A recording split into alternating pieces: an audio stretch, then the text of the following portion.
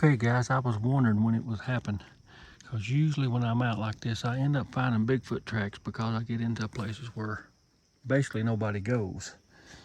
I'm in a place where nobody really ginsengs even. And these are old tracks. Right here, can you see that? That would be a left big toe. You can see where it comes back. And that is about, gosh, I guess that's about a 10, 12 inch track. Too big for a bear. Well, what's interesting about that, the right foot is right here. There's the right big toe. And you can see it. And I guess it just stood here for a second. I've not been in this area this year. And I don't, that there could possibly be an old track, but it's hard to tell. But usually when I get out in these type of areas, I'm in a place where most people won't even ginseng. They say there's not any in here, but yet I keep digging it. But that is definitely a humanoid track, and it appears it was barefoot because there's toe. But now see, it could have stepped over on this harder stuff next and you couldn't have found the tracks. So I'm gonna look anyways. You can see a deer's went through here. See right there, looks like a heel of a track right there. But it's hard to say. See, I know there's bear in here and things like that, but that's too big, I believe, to be a bear. It's too uniform, like a human foot. And I'm close to a place where I know there was Bigfoot used to be. I don't know, maybe that's another one, I can't tell. I see the deer track. It's a deer track right there. That's a deer track. Let's see, they're kind of, I'm sorry about moving the camera so much. They're kind of old, and there's been a few tracks. See, there's not a whole lot of moist-like areas on this side of the mountain. And that was a pileated woodpecker. It just made that big noise.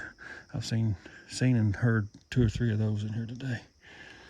But at least that's something interesting. I hope that's the Bigfoot I used to deal with. Well, he'd been on the other side of this mountain, or across that way, I believe. Yeah, about across that way. And I found tracks over that way and stick structures and things like that over a 2 or 3 year period. And then some major logging took place in the area, and I know it had to leave there, so maybe it come over here somewhere. But I just wanted to share that with you. I was hoping at some point this year while ginsenging I would find some tracks. Usually I do. There they are. There they are. You can even actually see it. You can see the imprint of the toe. You can see the imprint of the toe on both of them actually. So that's interesting. But I just want to share that with you guys. I'm going to continue looking for ginseng and sort of head back toward home. I've been out 2 or 3 hours, so.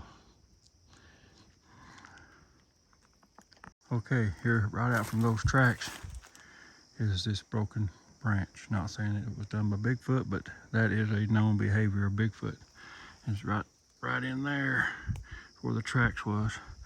I might be 25 yards away. And see, another thing that I don't think it's a person, bug in my face. Another reason why I don't think it's a person is because nobody wants to come up here and ginseng, because you have to park and walk about, I don't know, probably 3 or 4 miles till you really get into the decent ginsenging area. So they don't want to do that. They drive their 4-wheelers or cars or trucks right to a spot and get out and do it. See that's broke off at about 5 foot high.